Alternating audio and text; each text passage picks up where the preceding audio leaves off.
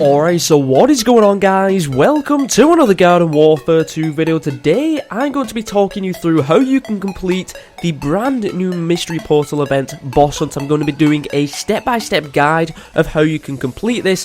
Hopefully this video does help you out. If it does, make sure you do give it a like down below. It lets me know that you do enjoy the videos and that you do want to see some more. So first off, the first step we want to do for the new boss hunt is you want to pick the correct characters. I know that Toxic Brains is very useful in this game mode because the damage he does when he goes into Toxic Overload is very powerful. So I would suggest having 1 or 2 Toxic Brains if you and your friends have them unlocked. If not, another Super Brains would be fine, like Party Brains, or maybe an All-Star would be good as well, but I would suggest having maybe 1 to 2 Scientists and the rest of them that want to be really heavy damage dealing characters. So in our particular video we play on normal difficulty. I'm the only Scientist in the game. I'm playing as the Astronaut because there is a lot more range and I can also heal my teammates. We have a Toxic Brains, a Party Brains and also an All-Star, and it works really good.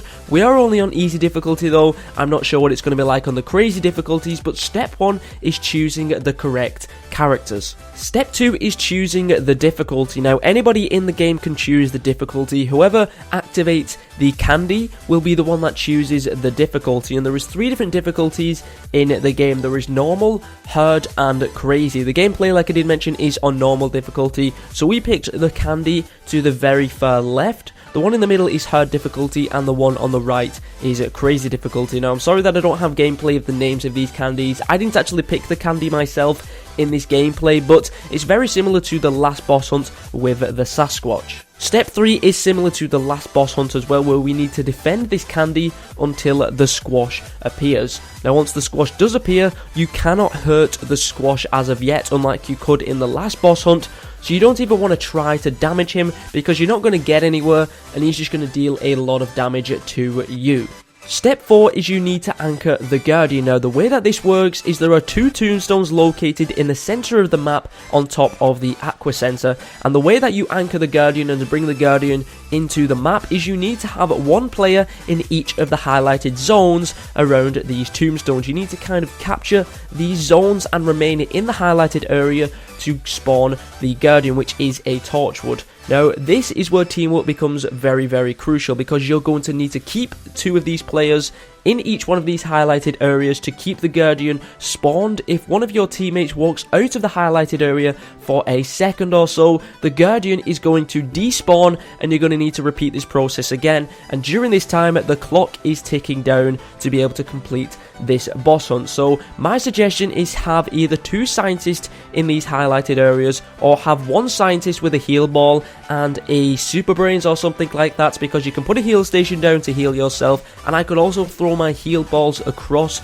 to the Super Brains to heal him if he needed health as well. But just remember, you're going to need at least 1 player in these highlighted areas the entire time you want to try and take out the Guardian, and then the other players that you do have in the game want to go over to the Torchwood and destroy him. Step 5 is once you have defeated the Guardian. Once you have done, a Hungry Bucket will appear on the map, and you need to go over to this Hungry Bucket and pick it up. It does actually say that you are bonding it to your player, but you do need to basically pick it up, and I would suggest a non-scientist character to pick this bucket up, because once you have picked it up, you can't actually use your abilities, so the scientist is not going to be able to heal his teammates. So if you get a non-scientist to pick it up, then the scientist can still heal that person with the Hungry Bucket. Step 6 is once you have picked up the Hungry Bucket, a champion will appear. You're going to need to take him out and he will drop a piece of candy, and you're going to need to go over to the candy and pick it up. Now one thing which you do want to note and is very important,